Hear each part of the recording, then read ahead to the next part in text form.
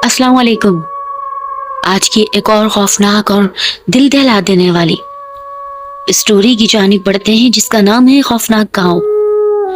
Please लेकिन इससे पहले मेरे चैनल को सब्सक्राइब कर दीजिए, बेल आइकन को प्रेस कर दीजिए for new more upcoming updates. ये कैसी पुरस्कार कहानी है? अगर आपको पसंद आए तो इसे लास्ट में लाइक किए बगैर ना चाहिएगा। इस तरह शामीन हॉरर स्टोरीज को करेज मिलता है। शुक्रिया। आज कुत्तों ने भौंक भौंक कर आसमान सर पर उठा रखा था। गांव वाले बहुत ज्यादा परेशान हो गए थे। कुत्ते आए दिन टोले के टोले गली गली भौंका करते थे, जैसे कि कोई चीज वहां से गुजरती हो और ये चौक दर चौक उसके पीछे जंगल तक जाते हो। राजविंदर गांव का एक कड़ियल नौजवान था, जो आज अपनी बीवी से कहता कि देख सको, ये कुत्ते हर गली रोज ऐसे ही गुजरते हैं।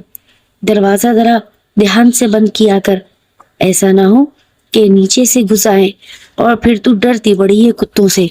राजविंदर ने सक्को को चुटकी ली। जसविंदर बहुत तेज भाग रहा था। उसने एक खुफिया पिंजरा बनाया हुआ था हवेली के पीछे।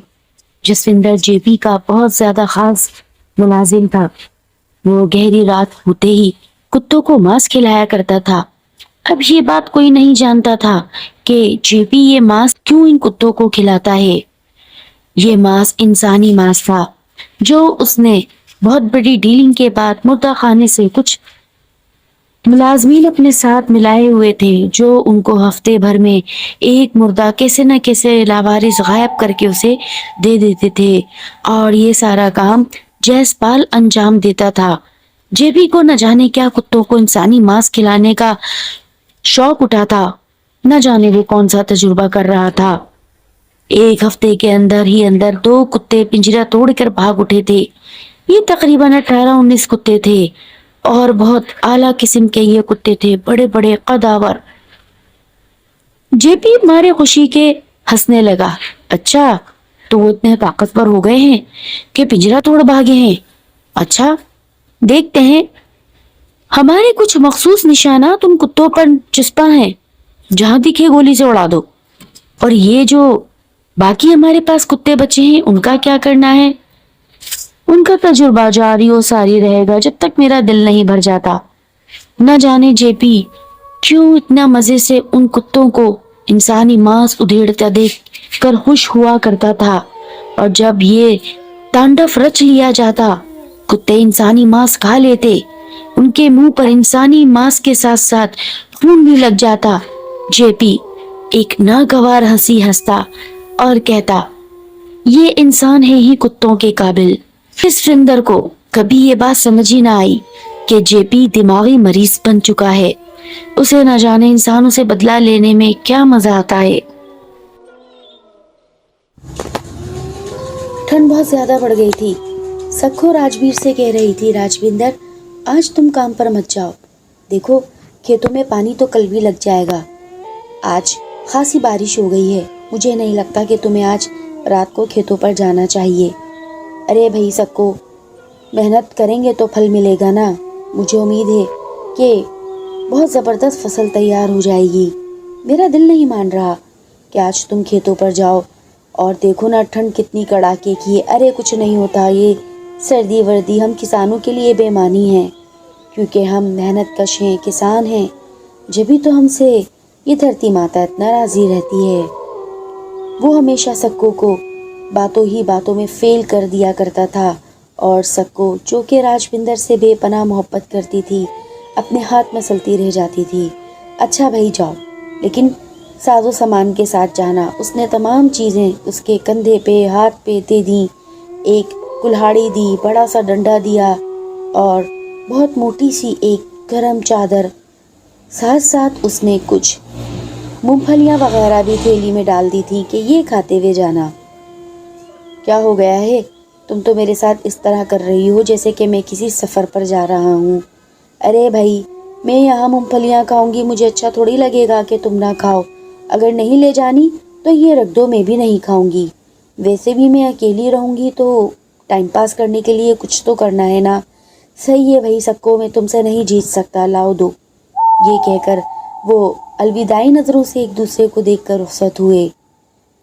رات کا بیچ کا پہر چل رہا تھا جب وہ کھیتوں کی جانب جا رہا تھا۔ سکو نے بہت دھیان سے دروازے سارے بند کیے اور اندر آ کر اپنی چارپائی پر لیٹ گئی تھی۔ اس نے لالٹین جلا دی تھی کمرے کے اندر ہی اور دروازہ سختی سے بند کر دیا تھا، اور وہیں پر ہی راجوندر آہستہ آہستہ اپنی لاٹھی زمین پر ٹکائے ہوئے اپنے کھیتوں کی جانب بڑھ رہا تھا کہ اچانک اسے سائے چاند کی 14ویں رات تھی، اور اس چاند کی چاندنی میں اسے کچھ سائے سامنے کی طرف سے آتے ہوئے دکھائی دیے۔ یکدم راجوندر ٹھٹک گیا۔ چاند کی بھرپور چاندنی تھی۔ وہ کتوں کا جھنڈ راجوندر کو صاف دکھائی دے گیا تھا، جو کہ تھوڑے ہی فاصلے پر سیدھے سیدھے بھونکتے ہوئے آ رہا تھا۔ انہوں نے شاید راجوندر کو سونگھ لیا تھا یا دیکھ لیا تھا۔ راجوندر ایک دم خوفزدہ ہو گیا۔ اتنے سارے کتوں سے وہ کیسے مقابلہ کرے گا؟ راجوندر کی قسمت بہت اچھی تھی۔ جہاں پر وہ رکا تھا اس کے ساتھ ہی ایک برگد کا بہت پرانا درخت تھا۔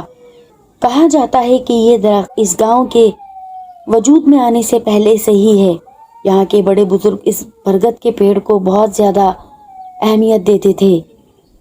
راجوندر نے آؤ دیکھا نہ تاؤ اپنا سامان چھوڑا، کلہاڑی کو ہاتھ میں لیا اور سیدھے سیدھے درخت کے اوپر چڑھ گیا۔ یہ درخت کافی حد تک جانے کے بعد اپنی موٹی شاخوں کو چھوڑتا تھا۔ وہ سب سے اونچی شاخ پر جا بیٹھا اور بھرپور چاندنی میں ان کتوں کا معائنہ کرنے لگا۔ وہ کتے اس طریقے سے آ رہے تھے جیسے کہ ان کو کسی نے ٹرین کیا ہو، لیکن جو چال وہ کتے چل رہے تھے وہ صرف ان 2 کتوں کی تھی، باقی تو ایسے ہی تھے۔ راجوندر سوچ میں پڑ گیا تھا کہ یہ کتے جس نسل کے ہیں، میں نے آج تک گاؤں میں ایسے کتے تو نہ دیکھے۔ وہ کتے برگد کے پیڑ کو گھیر چکے تھے اور مسلسل بھونک رہے تھے۔ راجوندر بھی سکون سے بیٹھا تھا۔ وہ جانتا تھا کہ کتا درخت پر نہیں چڑھ سکتا ہے، اور یہ اتنے بڑے کتے ہیں، یہ صرف درخت کو کھرونچ ہی رہے تھے۔ اور جس طریقے سے ان کی زبان سے رال بہہ رہی تھی، راجوندر حیرت میں مبتلا ہوئے پہ ہوئے جا رہا تھا۔ اسے فکر تھی سکو کی، کہیں خدا نہ خواستہ یہ گاؤں کی جانب بڑھے، میری سکو نہ ڈر جائے۔ راجوندر اندر ہی اندر دعا کرتا رہا۔ وہ بھی سکون سے پیر بچھا کر موٹی سی شاخ پر بیٹھ گیا تھا اور جیب سے اس نے مونگ پھلی نکال لی تھی۔ وہ ایک ایک مونگ پھلی کھاتا جاتا اور اس کے دانے کھانے کے بعد چھلکے نیچے گراتا جاتا۔ ان کتوں نے تو وہ چھلکے بھی کھانا شروع کر دیے تھے۔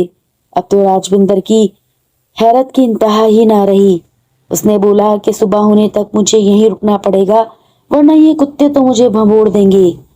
3-4 گھنٹے کے مسلسل بیٹھنے کے بعد جب سورج اگنا شروع ہوا تو کتے وہیں سر جھکا کر بیٹھ گئے تھے، لیکن ان میں سے 2 بڑے کتے وہ جنگل کے اندر گھس گئے تھے۔ راجوندر کو ابھی بھی خوف تھا کہ یہ کہیں جنگل کے اندر بیٹھ کر میری تاک نہ کریں، اس لیے وہ درخت سے نیچے اترا ہی نہ۔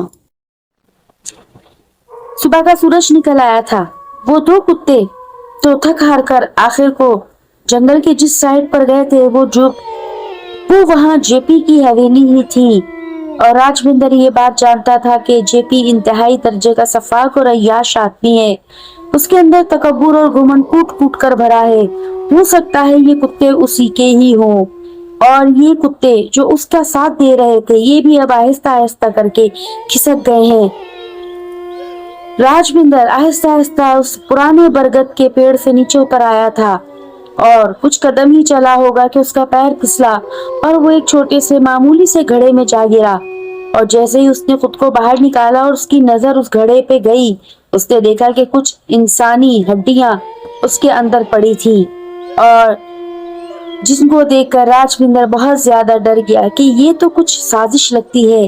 اس گاؤں میں یہ کتے کرتے کیا ہیں؟ راجوندر نے پھر آؤ دیکھا نہ تھا اور سیدھی راہ گاؤں کی چوکی پہ لی۔ اس نے تھانے جا کر تمام بات بتائی، اور اب تھانے دار بھی محتاط ہو گیا تھا۔ گاؤں میں کچھ مشکوک حرکتیں ہو رہی ہیں، اور ہمارے کانوں میں بہت سی باتیں آئی ہیں۔ ہم تو بس ریڈ کرنے کا سوچ رہے تھے اور اب تم نے ہمیں اور بھی زیادہ پختہ یقینی پر ڈال دیا ہے کہ یہ کتے کچھ عام کتے نہیں ہیں بلکہ یہ کچھ کر رہے ہیں۔ راجوندر، تم گھر جاؤ اور آرام کرو۔ رات کو ہم جے پی کے گھر ریڈ ماریں گے اور بے فکر رہو، تمہارا نام نہیں آئے گا، جو ہوگا ہم سنبھال لیں گے۔ وہاں پر سکو بہت زیادہ پریشان ہو گئی تھی کہ راجوندر ابھی تک نہ لوٹا تھا اور وہ بہت زیادہ دعائیں کر رہی تھی کہ جہاں بھی ہو خیریت سے ہو۔ اتنی دیر تو راجوندر نہیں لگا تھا اور اوپر سے آدھے راستے پر طوفانی بارش ہونا شروع ہو گئی تھی۔ سردی اور بھی زیادہ بڑھ گئی تھی، کوہرا چھانے لگا تھا۔ سکو بہت زیادہ پریشان ہو رہی تھی، وہ مسلسل پورے گھر میں ٹہل رہی تھی۔ جیسے ہی دروازہ بجا، بھاگم بھاگ دروازے کی کنڈی کھولی اور راجوندر کو کھری کھوٹی سنانے لگی۔ تمہیں پتا ہے کہ میرا ایک سانس آتا ہے ایک سانس جاتا ہے اور تم نے کیا وقت کر دیا ہے۔ کچھ نہیں سکو، کام اتنا زیادہ کر کے میں تھک گیا تھا تو میں اوپر مچان پر جا کر سو گیا اور جیسے ہی میری آنکھ کھلی تو سیدھے گھر کی راہ لیے۔ اس میں ناراض ہونے والی کیا بات ہے؟ رات بھر کتے بہت دور تک بھونکتے رہے ہیں اور تمہیں پتا ہے میں ابھی تک سوئی نہیں ہوں۔ میں نے آنکھوں میں پورا وقت کاٹا ہے اور دعا کر رہی تھی کہ تم خیر سے ہو۔ ارے مجھے کیا ہونا ہے؟ میں نے تو کسی کتے کی آواز نہیں سنی۔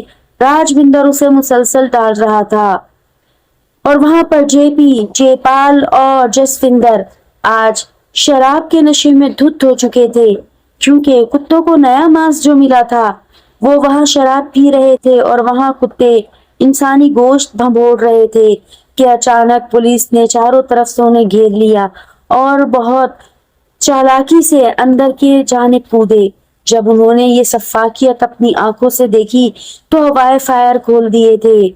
وہ کتے تو پنجرے میں تھے لیکن وہیں یہ تینوں سفاک اور ناپاک انسان پکڑے گئے اور وہ 18 کے 18 کتے وہ دونوں بھی واپس آ گئے تھے۔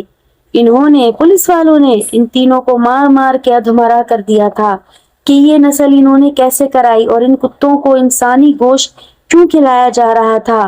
جب جے پی نے اسے یہ بات بتائی کہ میرے اور میرے دوست میں کچھ زمینی تنازع تھا اور ہم یہاں بیٹھے بات کر رہے تھے کہ اچانک جب اس نے مجھے وہ زمین دینے سے انکار کیا، میں نشے میں دھت تھا تو لہٰذا میں نے اس کے اوپر فائر کر دیا اور پھر اس کے بعد میرے شیطانی دماغ نے کام کیا کہ اگر میں اسی کی لاش ٹھکانے لگاتا ہوں تو یہ کبھی نہ کبھی پکڑی جائے گی، اس لیے میں نے اس کی لاش کو ان کتوں کو کھلا دیا اور وہ اس کی لاش کو بھنبوڑ گئے اور اس کے بعد وہ کوئی بھی کھانا نہ کھاتے تھے اور میں جانتا تھا، لہٰذا میں نے اس طریقے سے وہاں مردہ خانے میں رابطہ کیا اور مردہ خانے میں رابطہ کر لینے کے بعد ان کو میں ہفتے میں ایک دفعہ انسانی ماंس کھلاتا تھا۔